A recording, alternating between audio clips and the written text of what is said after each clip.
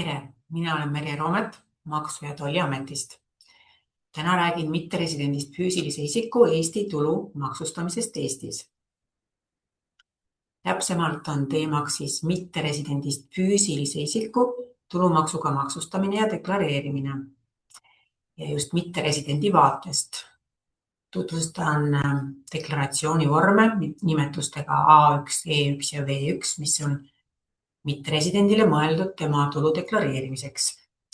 Ja eraldi tutvustame ka Euroopa Majanduspiirkonna teise liikmesriigi residendile ette nähtud võimalust esitada Maksu- ja Tolliameti e-teeninduse kaudu füüsilise isiku tavapärane tuludeklaratsioon mitteresidendina. Ja täna on tegemist siis ikkagi sissejuhatava juhendiga, kus me ei jõua kõike hõlmavalt ja lõplikult kõike ära rääkida mitteresidendi maksustamisest, kuid tutvustame enam levinuid tululiike, mida mitteresidendid Eestis enamasti deklareerivad. Kõigepealt üldiselt siis mitteresidendi Eesti tulu maksustamise reeglitest. Mitteresidendi puhul maksustatakse Eestis vaid neid tululiike, mis on väga täpselt ja lõplikult tulumaksuseaduses kirjas. See on erinev Eesti residendi tulumaksuga maksustamisest, kus üldiselt on Eesti residendi tulu Eestis tulumaksuga maksustatav, välja arvatud juhul, kui on konkreetne maksuvabastus seaduses ette nähtud. Mitteresidendi puhul me peame tuvastama, kas tal on Eesti tulu, mis on Eestis tulumaksuga maksustatav. Sellisteks tululiikideks on näiteks töötasu, kui mitteresident viibib tööd tehes Eestis. Seal on veel täpsemad reeglid, kuid väga oluline tingimus on see, et mis määrab tulumaksukohustuse tekkimise võimaluse, et mitteresident viibiks tegelikult tööd tehes Eestis.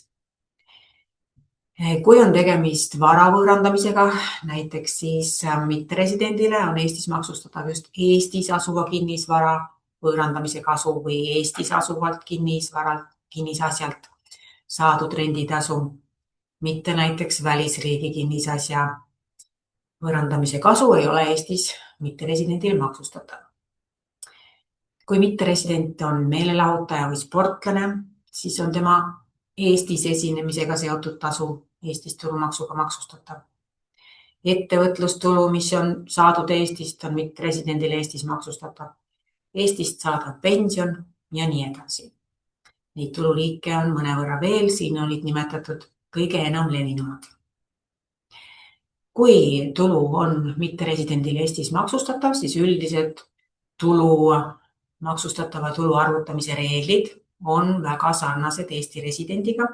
Tegelikult ka nende deklaratsioonivormid on kõik väga sarnased. Samas on ikkagi ka erandeid konkreetsetes detailides. Näiteks võib kohe etteruttavalt öelda, et mitteresident ei saa Eestis kasutada ettevõtluskontot, sellist maksustamise eri võimalust. Ja samuti ei ole mitteresidendil võimalik kasutada investeerimiskonto maksusüsteemi. Seda muidugi ka eelkõige selle tõttu, et mitteresidendile tavaliselt ei ole Eestis väärtpaberite või finantsinvesteeringute tulu üldsegi tulumaksuga maksustatav. Aga isegi sel juhul, kui see on näiteks Eestis asuva kinnisvara puhul, on osaluste võõrandamine Eestis maksustatav. Et sellistel juhtudel ei olegi nagu ka investeerimiskonto kasutamisel mõtet, sest mitteresidendil tekib nendelt kõigilt tululiikidelt maksukohustus residendiriigis ja seal see Eesti investeerimiskonto tähtsust ei oma.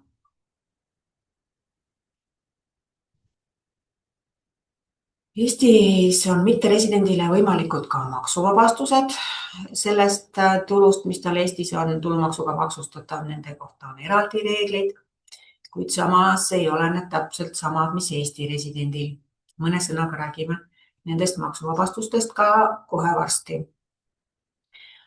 Seda saab küll öelda üldiselt, et mitteresidendi välisriigi tulu Eestis tulumaksuga maksustatav ei ole, et kui Eestis mitteresident deklareerib oma Eesti tulu, siis välisriigi tulu Eestis tulumaksuga ei maksustata. Kui on tegemist mitteresidendiga ehk mõne teise riigi residendiga, kes ei ole siis Eesti maksuresident ehk elanik, lihtsustatult öeldes, siis tuleb arvestada ka riikide vahel sõlmitud kahepoolsete tulumaksuga topeltmaksustamise vältimise lepingutega. Lisaks siis Eesti tulumaksuseadusele, et siis nende kahepoolsete riikide vaheliste lepingute eesmärk on võimalikult varakult ja lihtsalt vältida tulumaksuga topeltmaksustamist, kui inimene puutub kokku kahe riigi maksusüsteemiga just tulumaksu osas.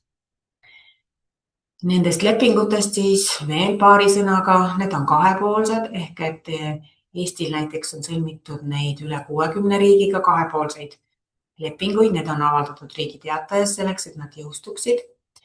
Peab mõlemas riigis olema need vastu võetud. Need maksuvähendused ja soodustused, mis seal ette on nähtud nendes välislepingutes, kohalduvad vaid ühe või teise või mõlema lepinguriigi maksuresidentidele, ehk nad peavad olema seal piiramatu maksukohustusega isikud. Siis need lepingud piiravad siis selle tuluallika riigi, teise riigi maksustamise õigusi, näiteks vähendavad maksumäära või vabastavad sootuks mingid tululiigid maksust, ehk et annavad soodsamaid võimalusi maksustamiseks, just topeltmaksustamise vältimiseks, täiendavalt siis riikide oma tulumaksuseadustele. Kui aga mingi riigisisene seadus on maksulepingust soodsam, siis sellisel juhul kohaldatakse ka riigisisest reeglit. Et täiendavat maksustamise alust maksulepingud ei anna. Neid on siis, nagu ma ütlesin, Eestil sõlmitud üle 60 riigiga. Väga paljud sätted on nendes, kuigi neid on palju, on põhimõtted ja üldised reeglid on samad. Samas võivad detailides olla ka erinevusi mõistetes, erinevusi maksumäärades ja erinevusi isegi selles, et millisele riigile on maksustamise õigus antud. Mõne tululiigi puhul on rohkem erinevusi, teise puhul vähem. Et alati soovitan siiski tutvuda konkreetselt selle riigiga sõlmitud välislepinguga, kui on vaja seda kohaldada. Ja veel siis, et me räägime täna tulumaksuga maksustamisest, et need maksulepingud, millest me täna räägime, ei kohaldu sotsiaalkindlustusmaksudele ega käibemaksule ega automaksule, et need on puhtalt vaid tulumaksule kohalduvad. Nendest maksulepingutest on Eestis olemas nimekiri ja ka nende terviktekstid avaldatud ja ka nende jõustumise ajad Rahandusministeeriumi kodulehel. Rahandusministeerium tegelebki nende sõlmimisega teiste riikidega. Et leiate need siis pealkirja topeltmaksustamise vältimise lepingute alt ja siin sellel slaidil on lihtsalt selle nimekirja algus, et tegelikult läheb see veel edasi. Siit leiab kõik need riigid, kellega Eestil on maksuleping ja nende tekstid. Samas tahaks rääkida ka ühest teisest riikide nimekirjast, nimelt Euroopa majanduspiirkonna lepinguriikidest. Ma juba täna rääkisin sellest, et Euroopa majanduspiirkonna lepinguriigi füüsilisel isikul on võimalus e-teeninduse kaudu esitada Eestis tuludeklaratsioon, et siis lihtsalt rõhutada siin, et tegemist on kahe erineva riikide nimekirjadega ja ühed on maksulepingud, mis olid mul eelneval slaidil ja mis annavad maksusoodustusi lepinguriikide residentidele, kuid eraldi on olemas ka soodsamaid reegleid või eraldi sätteid näiteks deklareerimiseks Euroopa majanduspiirkonna lepinguriikidele, kelle nimekiri on siin, nagu näete, oluliselt lühem. Need on Euroopa Liidu liikmesriigid ja siis veel Island, Liechtenstein ja Norra. Kõigi nende riikidega on käesolevaks tänaseks hetkeks Eestil olemas ka maksulepingud, aga maksulepingute nimekiri on mõnevõrra pikem. Et siis tuleb eraldi tähele panna, kas me räägime EMP-lepinguriikidest või maksulepinguriikidest. Nüüd, kui mitteresident saab Eestis tulumaksuga maksustatavat tulu, siis tegelikult üldreegel on, et ta maksuvaba tulu kasutada ei saa. Maksuvaba tulu, siinkohal ma mõtlen seda tulu, mis on Eesti residendil kuni 700 € kuus praegusel hetkel maksuvaba. Seda saavad kasutada vaid need mitteresidendid, kes on residendid teises Euroopa Majanduspiirkonna lepinguriigis. Tegelikult saavad nad seda maksuvaba tulu kasutada juba siis, kui näiteks Eesti tööandja teeb mitteresidendile väljamakse. Kui mitteresident on esitanud oma koduriigi, oma residendiriigi maksuameti kinnitatud residentsustõendi väljamaksjale, kes on omakorda toonud selle Maksu- ja Tolliametile, Maksu- ja Tolliametisse on see residentsustõend sisestatud, siis saab juba igakuiselt näiteks palga saamisel maksuvaba tulu kohaldada. Kuid kui mitteresident on kolmandast riigist, kes ei ole siis sealt Euroopa Majanduspiirkonna liikmesriigist, siis maksuvaba tulu kohaldada ei saa, isegi juhul, kui ta tooks oma residentsustõendi. See ei ole seaduse järgi lubatud. Ja residentsustõend, millest ma siis siin nüüd juba rääkisin ja räägin võib-olla ka edaspidi, on siis mitteresidendiriigi maksuameti kinnitatud tõend, et ta on maksukohustuslane selles riigis. Ja seega see annab õiguse talle kasutada ka maksulepingust tulenevaid soodustusi, kui selline maksuleping on tema koduriigiga, tema residendiriigiga sõlmitud. Aga seda saab kasutada siis ka Eestis Euroopa Majanduspiirkonna liikmesriigi füüsiline isik maksuvaba tulu kohaldamiseks. See residentsustõend kehtib reeglina 12 kuud, ehk et kui näiteks töötasu saadakse igakuiselt, ei pea iga kord uut esitama. Samuti on see meil andmebaasis nagu mitteresidendi küljes, ehk et kui samale mitteresidendile teevad väljamakseid erinevaid isikuid, siis kõik saavad seda sama kehtivat residentsustõendit kasutada. Lisaks siis sellele, et on maksuvaba tulu, saab siis Eestis ka Euroopa Majanduspiirkonna lepinguriigi füüsiline isik kasutada ka muid mahaarvamisi, mis tuludeklaratsioonis on võimalikud. Muidugi, kui tal vastavad kulud, mis vastavad tulumaksuseadusele olemas on ja ka nende kohta tõendid. Et kõik need mahaarvamised on sellised, mis on nagu vastavad Eesti tulumaksuseaduse tingimustele, siis saavad nad neid tuludeklaratsioonis arvesse võtta, kui nad need tuludeklaratsiooni esitavad ja need kulud sinna deklareerivad. Need on siis koolituskulud, annetused, ka pensionisamba sissemaksed kolmandasse sambasse ja ka kohustuslikud välisriigi sotsiaalkindlustusmaksed. Need viimased siis juhul, kui inimene on sotsiaalselt kindlustatud seal välisriigis. Et teatavasti Euroopa Majanduspiirkonnas peaksid ja ka mõnede sotsiaalkindlustuslepingu riikide puhul peaksid inimesed olema kindlustatud korraga vaid ühes riigis. Et ta ei saa olla kindlustatud samal ajal nii Eestis kui välisriigis. Et siis kui välisriigi sotsiaalkindlustusmaksed on talle kohustuslikud, siis saab need maha arvata Eestis tulumaksuga maksustatavast tulust. Tavareegel on see, et mitteresidendi tulu deklareerib ja tulumaksu peab kinni Eesti väljamaksja. Juba vormil TST lisa 2 ja mitteresidendil ei ole sellega mitte mingisugust puutumust, ta ei pea ise muretsema igakuiselt tulu deklareerimise pärast, et näiteks mitte ka esitama avansilisi tulumaksumakseid nagu mõnes riigis. Väljamaksja on vastutav, et mitteresidendi tulu on õigesti maksustatud.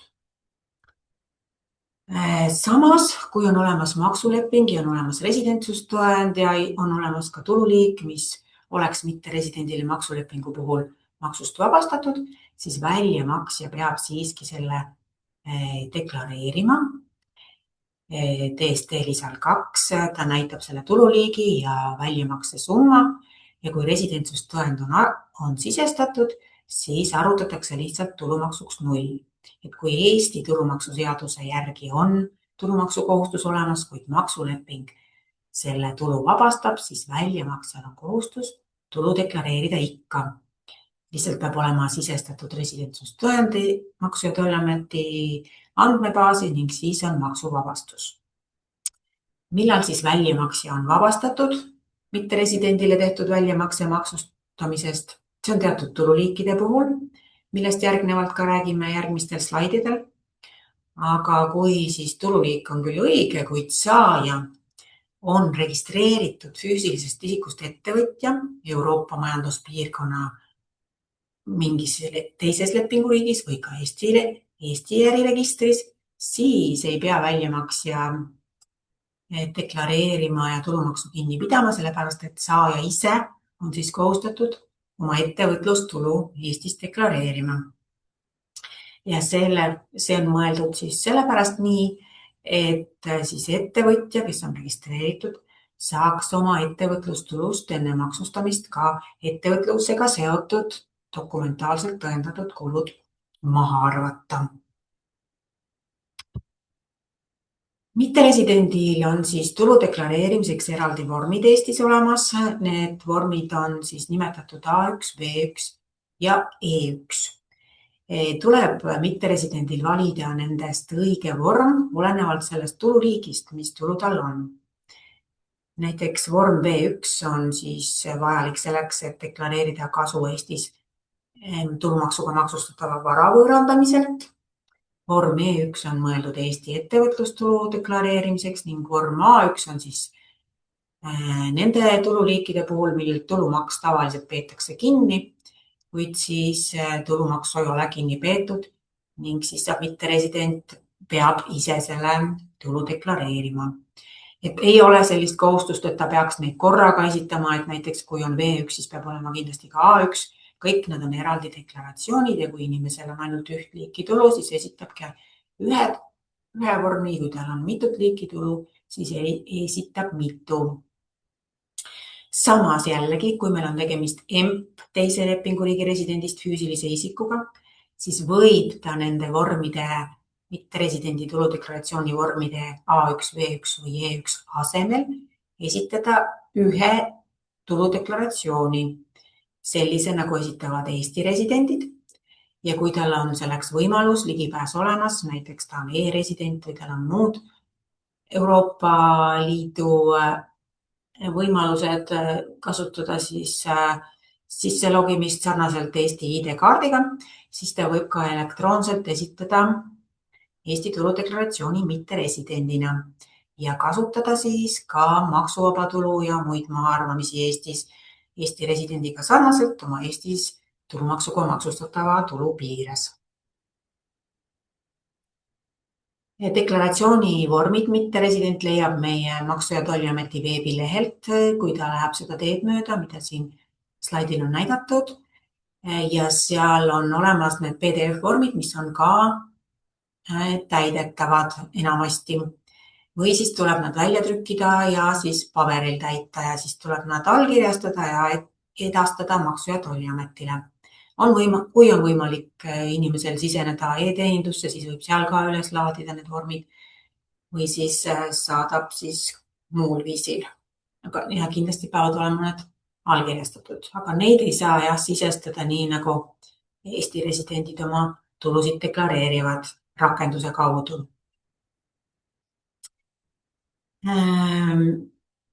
Jah, et võib-olla kõik ei ole märganud, et kui minna tulu deklareerima, siis kõige esimene rida, mis tuludeklaratsioonis on, tulude ja mahaarvamiste juures esimesel lehel on maksuresidentsuse info. Nüüd, kui inimene on meie Eesti Maksu- ja Tolliameti andmebaasis märgitud mitteresidendiks ja ta on resident Euroopa majanduspiirkonna teises lepinguriigis, siis on tal kohe tuludeklaratsiooni alguses näha see info, et ta nüüd esitab oma tuludeklaratsiooni tegelikult mitteresidendina. Siin ta peab kohe ka ära märkima, kas ta on saanud tulu ka väljaspoolt Eestit, sellepärast et kuigi me välisriigi tulu mitteresidendil ei maksusta Eestis tulumaksuga, läks see veel kuni 2025. aasta tulu puhul arvesse Eesti maksuvaba tulu arvutamisel. Nimelt oli ju siis see niinimetatud maksuküür ehk et tulu suurenedes maksuvaba tulu vähenes. See oli vajalik selle maksuvaba tulu arvutamiseks. Siis on olemas ka muidugi neid, kellel on maksuresidentsus aasta jooksul muutunud, et ta oli osa aastast näiteks Eesti resident ja osa aastast Euroopa majanduspiirkonna teise lepinguriigi resident. Et sellisel juhul on tegelikult võib olla inimesel võimalik valida, kas ta esitab oma tuludeklaratsiooni ainult selle Eesti residendiks oldud perioodi eest, millal ta siis näitab ära ka oma välisriigi tulu, või siis ta esitab kogu aasta eest mitteresidendina tuludeklaratsiooni, seda juhul, kui ta on kogu aasta jooksul saanud Eestis tulumaksuga maksustatavat tulu. Et see on nüüd veidi keerulisem olukord, kus võib olla vaja siis ka meie ametniku abi, et kõik see saaks õigesti ja korralikult deklareeritud.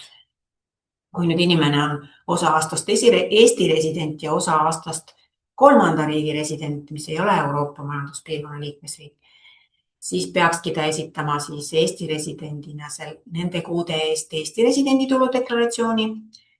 Ja kui ülejäänud aasta, mis ta oli mitteresident kolmandast riigist, siis ta esitab paberil või siis PDF-vormil digiallkirjastatult vormid A1, E1 või V1 vastavalt sellele, mis tululiigid tal olid. Et esitabki siis sama aasta kohta 2 erinevat tuludeklaratsiooni, kui vaja.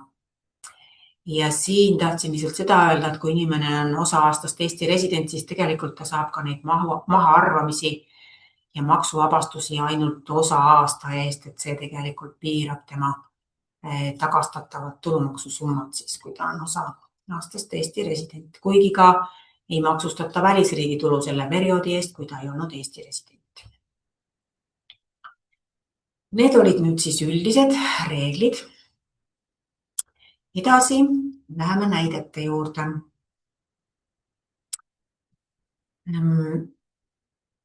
Mul on siin näide, kus näiteks Poola, mis on lepinguriigiga tegemist, kui Poola residendist füüsiline isik osutab Eesti äriühingule ehitusteenust ning esitab arve.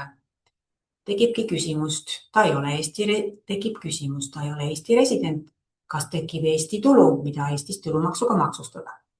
Ja kui on teenus osutatud Eesti äriühingule, kes teeb nüüd väljamakse, kas Eesti äriühing peab midagi ette võtma ja deklareerima. Üks oluline tingimus on siin näites puudu, kui te juba märkate.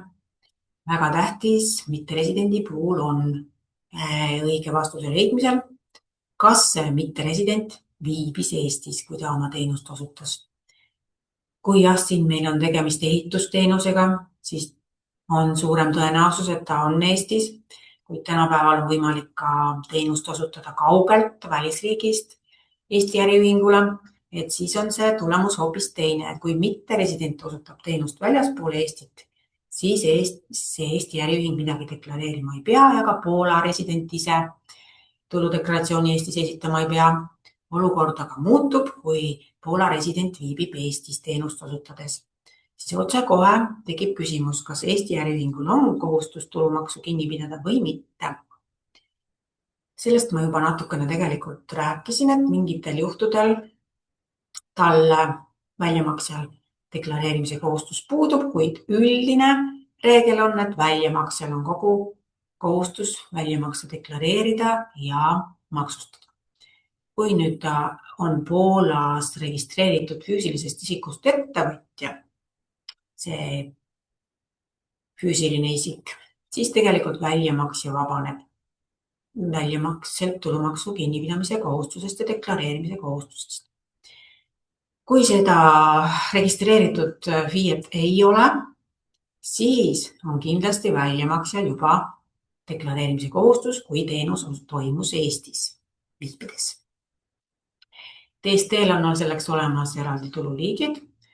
Füüsilisel isikul oleneb sellest, kas Poola isikul oli kaasas sotsiaalset kindlustatust tõendav vorm A1 Poolast või mitte, et kas sotsiaalmaksu Eestis makstakse või mitte. Aga igal juhul tuleb väljamakse deklareerida, kui see teenus toimus Eestis. Nüüd eraldi kogu aeg on küsimus, kas füüsilisest isikust ettevõtja on meil juriidiline või füüsiline isik, siis füüsilisest isikust ettevõtja tuleb registreerida ja deklareerida füüsilise isikuna. Siis arvutatakse talle maksud õigesti, sest maksustamine on füüsilise ja juriidilise isiku puhul erinev. Nüüd, kui see teenus, järgmine küsimus on see, Poolaga on Eestil maksuleping, kas nüüd maksulepinguga on kooskõlas Eestis tulumaksuga maksustamine?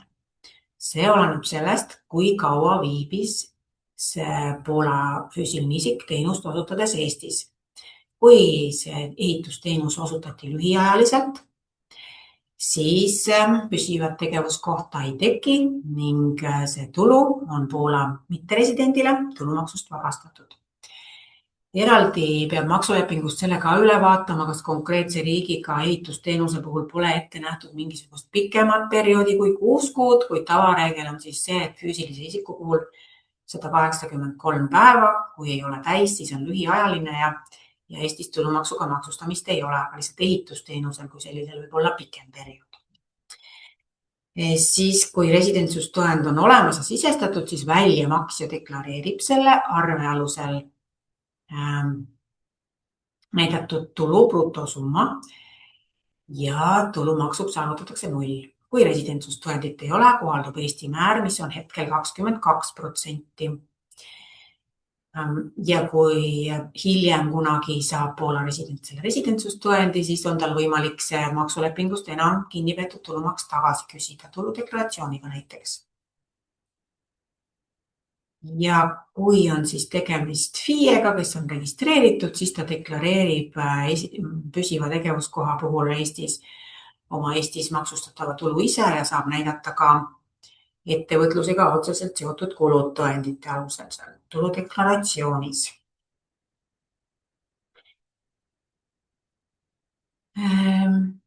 Kui nüüd oleks tegemist siis sellise inimesega, kes on riigist, kellega Eestil maksuleping puudub, siis tegelikult on Eestis tulumaksukohustus juba mitteresidendi esimesest Eestis viibimise päevast, ehk et me ei oota, kuni 183 päeva on täis, vaid kõik päevad, mis ta Eestis viibib, on Eestis tulumaksuga maksustatavad. Residentsustõendi küsimisel mõte puudub, sest igal juhul on tulumaks. Siin on veel üle korratud mul slaidil seda, et kui on tegemist Euroopa majanduspiirkonna lepinguriigi residendiga, siis ta tegelikult saab valida, kas ta esitab vormi E, mis on siis veebilehe kaudu esitatav tuludeklaratsioon või siis ta peab selle paberil või PDF vormil E1 valima, et mõlemat ei tule esitada, aga ta peab valima. Kolmanda riigi resident saab aga esitada ainult vormi E1, ta ei saa valida seda rakenduse kaudu või e-teenuse kaudu esitatavat vormi. Ja see veel üle korrata, et kui mitteresident Eestis tuludeklaratsiooni esitab, siis vaid Eesti tulu kohta. Euroopa majanduspiirkonna lepinguriigis registreeritud FIE saab oma ettevõtlusega seotud kulud maha arvata, teised mitte. Ehk et kui on tegemist inimesega, kes ei ole kusagil mujal registreeritud, siis ta peaks kindlasti Eesti ettevõtluse korral ikkagi registreeruma Eesti äriregistris, et saaks ka oma maksustatavast tulust Eestis ettevõtlusega seotud kulud maha arvata. Ja kui ta näiteks kasutaks ka ettevõtluskontot, siis ei saaks ta ka kulusid maha arvata. Ja ka mitteresidendil on tegelikult õigus ettevõtlusega seotud kulu, siis mis on lubatud maha arvata, seda edasi kanda järgnevatele maksustamisperioodidele, muidugi juhul, kui mitteresidendil tekib seda järgnevate perioodide maksustatavat tulu, et siis ta saab ka järgnevatel perioodidel eelmiste perioodide kulu maha arvata ja seda edasi kanda. Tähtajad on mitteresidentide vormidel täpselt samad, mis Eesti residendil, ehk et hetkel siis kehtivalt on tulu deklareerimise tähtaeg viimane 30. aprill tulu saamisele järgneval aastal ja tulumaks tasutakse, siis kui on vaja juurde maksta tulumaksu, siis selle tasumise tähtaeg on deklareerimisega sama aasta 1. oktoober. Nii palju siis ettevõtlustulust. Edasi läheme üüritasu puhul, mis ei pea olema sugugi ettevõtlus. Soome residendil on Eestis korter, millelt saab üüritasu. Jällegi on tegemist Euroopa majanduspiirkonna lepinguriigiga. Kuidas deklareeritakse ja kas on maksulepinguga kooskõlas Eesti ja Soome vahel sõlmitud maksulepinguga? Ja mis veelgi võib huvitada, et kui tegemist on eluruumiga, kas ka mitteresident saab maha arvata 20% kuludeks ilma tõendavaid dokumente esitamata? Vastus viimasele küsimusele vähemalt on jaatav. Kuidas deklareeritakse? Kuna see korter asus Eestis, siis maksukohustus tekib ja tavareegel on jah see, et väljamaksja peab kinni. Kuid kui nüüd maksja on füüsiline isik, siis tegelikult Eestis ju füüsilised isikud tulumaksu kinni ei pea. Sellisel juhul on saajal endal kohustus Eestis siiski saadud üüri või renditasu deklareerida. Muidu jah, TST peal väljamaksjad deklareerivad selle ära ja maksumäär on 22%. Lisaks kinnisasjale Eestis on mitteresidendil ka mingeid muid varasid, mille üüri ja renditasu Eestis maksustatakse, kuid mida on siis juba tunduvalt harvem. Aga näiteks kui on tegemist sellise seadme renditasuga, millelt on tulumaks kinni peetud 10%, siis tegelikult mitteresidendil endal puudub kohustus tulu deklareerida, sest tal ei ole kohustust maksta juurde seda 22% miinus 10%, see 10%, mis seadme renditasult kinni peeti, see on tema jaoks lõplik. Nüüd aga, kui mitteresident sai Eestist kinnisasja üüritasu, millelt tulumaksu ei ole kinni peetud, näiteks et maksis füüsiline isik või tal on mingi selline tululiik, millelt maksuvaba tulu on alusetult kinni peetud, oli mingi segadus residentsusega või midagi, siis peab mitteresident ise esitama tuludeklaratsiooni vormil A1 ja siis maksustama selle renditasu ja ise maksma ära ka tulumaksu. Ja samuti juhul, kui nüüd on tõesti olnud Eestis väljamaksja, kes pidas tulumaksu kinni eluruumi üüritulult, siis on mitteresidendil õigus esitada vorm A1 lihtsalt selleks, et küsida seda mahaarvamist 20% eluruumi üüritulu kuludeks. Et siis ta saab vormi A1 hoopiski ka tulumaksu tagasi. Nüüd see eluruumi üüritulu mahaarvamine ei sobi küll juhul, kui näiteks mitteresidendil on siin Eestis selline üürikorter, mida kasutatakse siis lühiajaliseks veebilehe kaudu välja rentimiseks. Et sellisel juhul 20% maha arvata ei ole lubatud, kuna lihtsalt siis ei ole tegemist eluruumiga. Niisiis TST lisal 2, kui on tulumaks kinni peetud, siis tegelikult mitteresidendil ei ole vaja seda eraldi üle deklareerida, kui seal midagi muuta pole vaja. Esitama peab ta vormi A1 ainult siis, kui tal on tulumaks jäänud kinni pidamata, näiteks maksja oli füüsiline isik või kui ta on alusetult saanud näiteks Eesti maksuvaba tulu liiga palju arvesse võtta ja tal ei ole võimalik esitada siis seda rakenduse kaudu mitteresidendi tuludeklaratsiooni. Või kui ta tahab eluruumi üüritulu kulu maha arvata, siis ka esitab vormi A1. Ja siis kõige rohkem meil praktikas ongi seda kinnisasja üüritulu deklareerimist. Aga on veel üks tululiik, mida ka vormil A1 deklareeritakse päris palju, on see, kui mitteresidendist esineja tuleb Eestisse ja tal ei ole siin Eestis väljamaksjad, kes oleks kohustatud tulumaksu kinni pidama, siis teatavasti esineja tasult tuleb tulumaksu maksta Eestis olenemata sellest, kui kaua esineja Eestis viibis, kui ta isegi väga lühiajaliselt on Eestis esinenud, siis esinemisega seotud tasu on Eestis tulumaksuga maksustatav ja paljudel juhtudel peab siis esineja eest selle deklaratsiooni esitama Eestis vormil A1. Aga tulumaksumäär sellisel juhul on 10%, et siin ei ole ka samuti vaja tuludeklaratsiooni esitamisel maksta 22% tulumaksu, nagu näiteks Eesti resident oleks pidanud. Järgmine näide, mida ka päris palju küsitakse, kui mitteresident saab Eestist intressi. Kuidas seda deklareerida ja kas maksulepingumäärad? Paljudes maksulepingutes on määrad 10%, näiteks 15%, et kas seda maksulepingumäära saab kasutada. Tegelikult Eestis on mitteresidendile intress tavaliselt maksuvaba. Seda isegi väljamaksja ei pea näitama, sest tulumaksuseaduses ei ole mitteresidendile makstavalt intressilt tulumaksu ette nähtud. Ka dividendi puhul on sama lugu, et mitteresidendil ei ole dividend üldiselt tulumaksuga maksustatav.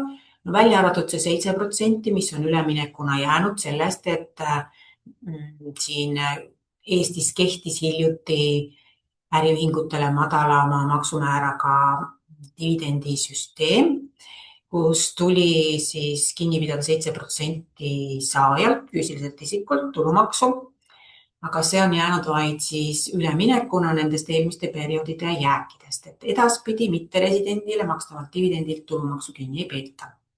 Küll aga on siis dividendimaksjal Eestis kohustus need dividendid, mis ta mitteresidendile maksab, kirjutada vormile INF1 saajate lõikes ja ka mitteresidentide kohta ja mitteresidendil on selleks vaja ka taotleda Maksu- ja Tolliametist registrikood, et saaks teda sinna INF-ile 1 näidata.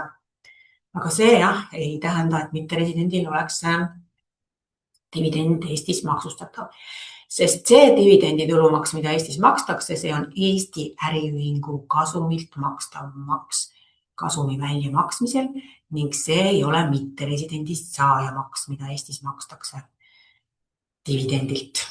Mitteresidendile on dividend maksuvaba. Tema tulumaks Eestis ei vähenda. Ja seega, kuna maksuleping piirab ju selle mitteresidendi tulu maksustamist, siis ka dividendilt maksulepingus ette nähtud madalamad määrad, mis seal on ka 10, 15, 5%, kuidas kuskil riigis on, need ei mõjuta Eestis äriühingu tulumaksu, mis on praegu 22,78%, sest mitteresidendi dividendi tulumaks on meil Eestis 0 maksuvaba ja maksuvabastust ei saa Eestis vähendada maksulepinguga. Nii siis mitteresident ise ei pea Eestist saadud intressidividendi deklareerima ja ta ei saa siit ka tõendit, et tema dividendilt oleks tulumaksu kinni peetud, sest see 22,78% ei ole mitteresidendi tulult kinni peetud tulumaks. Nüüd tegelikult on mitteresidendil ka üks intressiliik tulumaksuga maksustatav. See on intress, mida ta saab lepingulisest investeerimisfondist, juhul kui selle fondi tulu pärineb põhiliselt Eestis asuvatest kinnisasjadest, kuid see on küllaltki selline arvu poolest nagu erandlik juhtum, mida ikkagi suurel osa mitteresidentidest ei tule. Nüüd, kuigi mitteresidendi intress ja dividende ei maksustata Eestis, siis lihtsalt teadmiseks, et tegelikult toimub infovahetus maksuametite vahel, et vahetatakse seda vormilt INF1 saadud dividendiinfot teiste riikidega ja vahetatakse Eestis ka pangainfot, nimelt pangad esitavad ka Eesti Maksuametile infot mitteresidentide pangakontode kohta, laekumiste, väljamaksete jääkide kohta, mis siis Eesti Maksu- ja Tolliamet saadab selle residendiriigi Maksuametile. Vastavalt sellele, kuidas siis Eestil on lepingud sõlmitud, et kõigi Euroopa Liidu riikidega ja Ameerika Ühendriikidega, aga siis on olemas ka kolmandad riigid. See ei puuduta kõiki maailma riike, aga väga paljusid siis kolmandaid riike samuti puudutab, kuhu siis Eesti Maksuamet ise seda infot ei kasuta, kuid edastab selle info siis mitteresidentide residendiriikidesse. Et siis seal maksustatakse nende intressi ja dividenditulu vastavalt selle riigi reeglitele.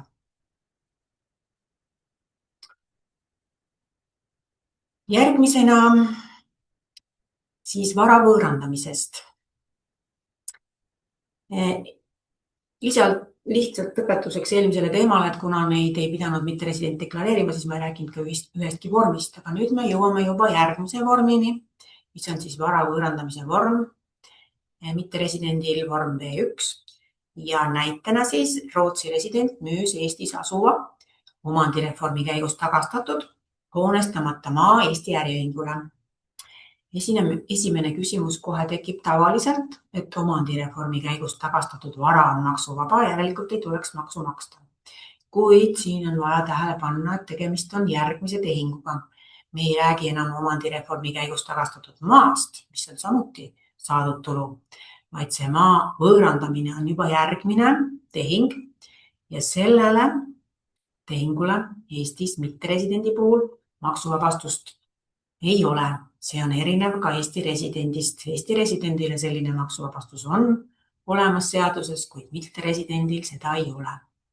Nüüd, kuna on tegemist vara võõrandamise kasuga, siis väljamaksjal tulu deklareerimise kohustust ei ole DST lisa 2, et mitteresident ise peab saadud kasu deklareerima, sest vaid mitteresident ise saab näidata oma tõendatud soetamismaksumuse ja võõrandamisega otseselt seotud kulud. Muidugi, kui tegemist on omandireformi käigus tagastatud maaga, tõenäoliselt see soetamismaksumust ei saa väga olla, aga no, kui ma räägin üldiselt kõigist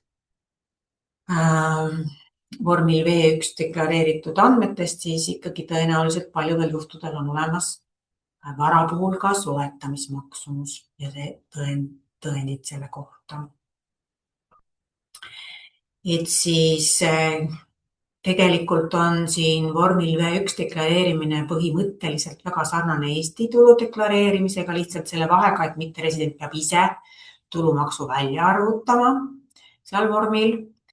On täiesti olemas ka mitteresidendil võimalus oma raieõiguse või metsamaterjali võõrandamise kasu ja kulu edasi kanda sarnaselt Eesti residendiga järgnevatele maksustamisperioodidele.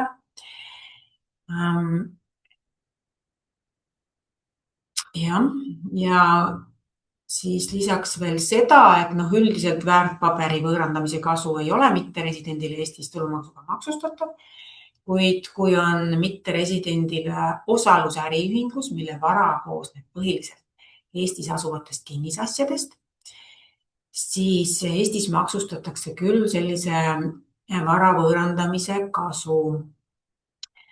Ja samas, kui tekib sellisest viimati nimetatud tehingust kahju, siis ka sellist kahju oleks tal võimalik edasi kanda järgnevatele maksustamisperioodidele.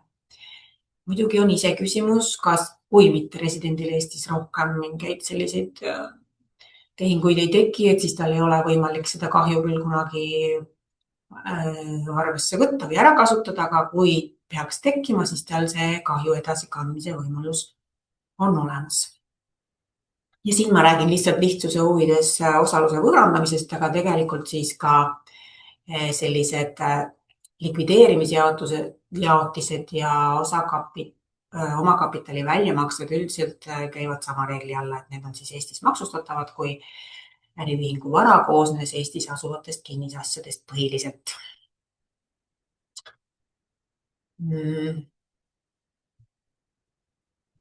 Lihtsalt siia juurde, et kuigi ma enne ütlesin, et omandireformi käigust tagastatud hoonestamata maa võõrandamise kasu ei olnud mitteresidendile tõesti maksuvaba, siis tegelikult on olemas ikkagi ka kinnisasja võõrandamise kasule mitteresidendil maksuvabastusi.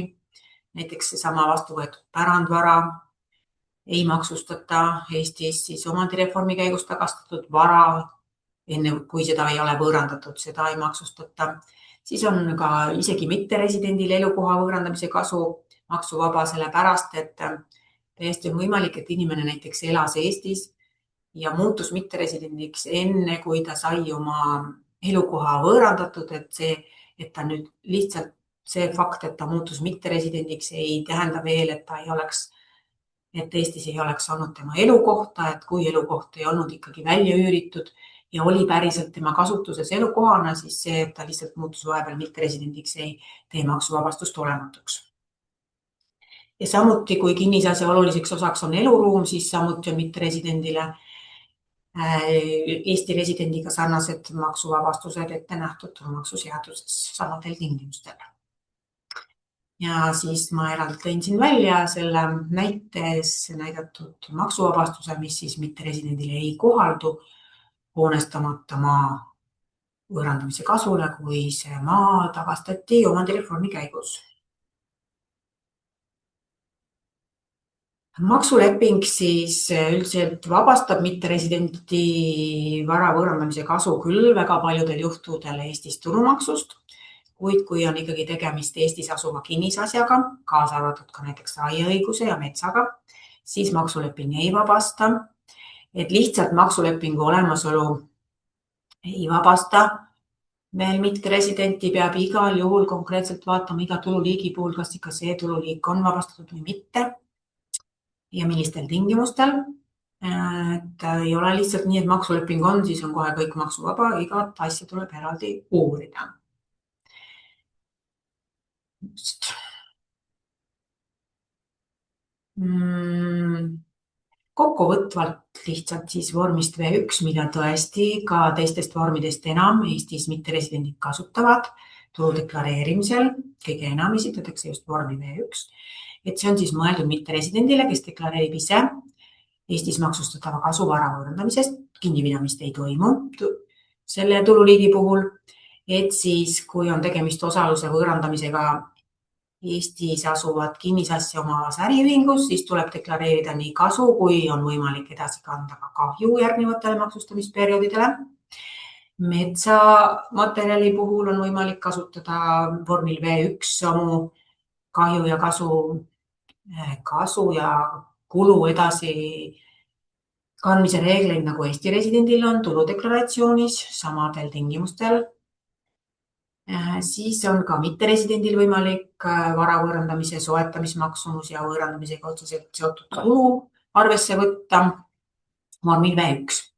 Ja tähtajad on ka samad, mis Eesti residendil, et kasu saamise aastal järgneva aasta 30. aprillil tuleb vähemalt ära deklareerida ja tulumaks siis deklareerimise aasta 1. oktoobriks ära maksta.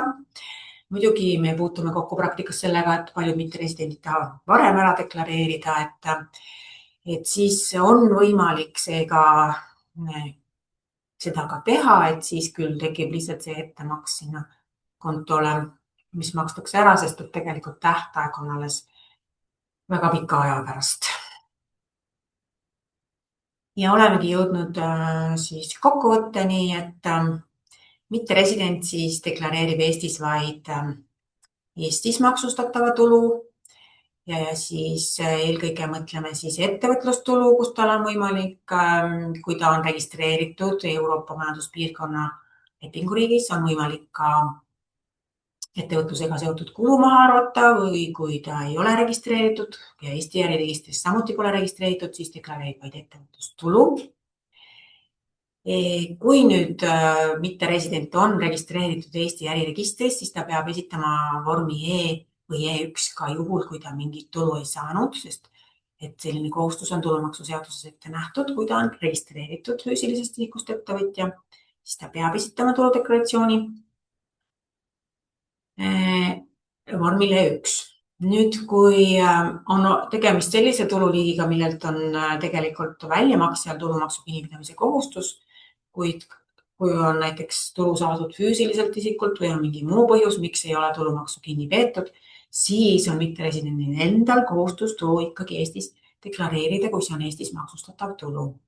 Aga kinni peetud tulumaks, kui see on õigesti arvutatud, on lõplik maks ja seda uuesti üle deklareerima mitteresident Eestis ei pea.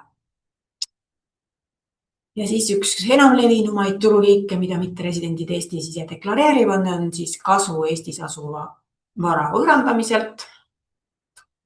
Et tavaliselt siis on tegemist kinnisasja võõrandamisega, et vormil V1 saab seda teha, võtta arvesse ka soetamismaksumuse, mis on tõendatud ja võõrandamisega otseselt seotud kulu.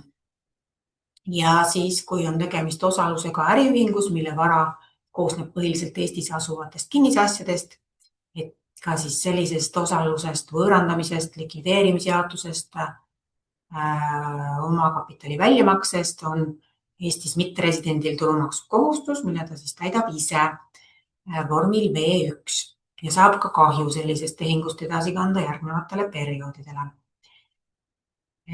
Ja siis, kui me räägime likvideerimisjaotisest ja väljamaksest, omakapitali väljamaksest, siis mitteresidendil on maksukohustus ulatuses, millel siis Eesti äriühingul maksukohustust ei olnud, et kõigepealt täidab ära maksukohustuse Eesti äriühing ja kui sealt jääb veel midagi maksustamata mitteresidendi tasandil, siis ta maksab sellelt ülejäänud osalt siis Eestis tulumaksu vormil V1. Ja mitteresidendil on võimalik siis ka metsamaterjali võõrandamise kasu ja kulu edasi kanda sarnaselt Eesti residendile. See õigus on tal olemas. Ja siis veel, et kui mitteresident on resident Euroopa Majanduspiirkonna teises lepinguriigis, et siis tal on võimalik esitada tuludeklaratsioon e-teeninduse kaudu, kui tal on ligipääs olemas ja ta saab teha ka Eestis lubatud mahaarvamisi nagu maksuvaba tulu ja muid koolituskulu ja nii edasi, millest siin eelnevatel slaididel juttu oli. Ja kui ta isegi ei saa siis ligipääsu e-maksuametisse, siis on ka võimalik tulla siis büroosse ja paluda teha eeltäidetud tuludeklaratsioon ja täita siis see lõpuni paberil.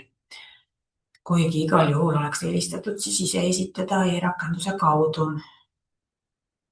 Ja kuidas siis see Eesti tulumaks läheb arvesse mitteresidendil, seda reguleerivad nii maksulepingud, kuid tegelikult kui maksulepingut ei ole teise riigiga, siis on ka paljudel riikidel enda seadustes olemas päris palju võimalusi ikkagi välisriigi tulumaksu arvesse võtta ja topeltmaksustamist vältida. Et siis mitteresident peab saama Eesti tulumaksu arvesse võtta siis välisriigis, seal oma residendiriigis, et siis topeltmaksustamist vältida. Kui Eesti tulumaks on kooskõlas maksulepinguga, siis peab maksulepingu lepinguriik, välisriik Eesti tulumaksu arvesse võtma, kas siis vabastab tulu välisriigis või siis võtab Eesti tulumaksu arvesse välisriigi tulumaksu vähendamiseks. See oleneb siis konkreetsest riigist ja konkreetsest tululiigist ja reeglitest, mis on sellele tululiigile ette nähtud. Ja see oli siis sissejuhatav ja tutvustav jutt mitteresidendist füüsilise isiku tulu deklareerimisest Eestis. Rohkem infot leiate kindlasti meie veebilehe juhenditest ja alati on oodatud ka küsimused emta@emta.ee. Aitäh!